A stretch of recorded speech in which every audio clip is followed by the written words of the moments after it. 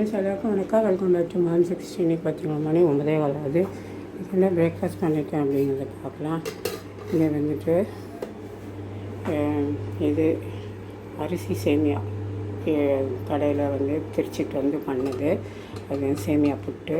அடுத்து இங்கே வந்து ஒரு தோசை, அதுக்கு வந்து புதினாவும் கொத்தமல்லியும் சேர்த்து சட்னி.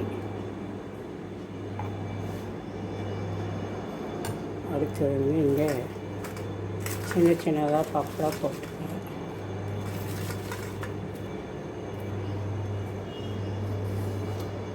இதுதான் இன்றைக்கி பிரேக்ஃபாஸ்ட் எங்கள் வீட்டில்.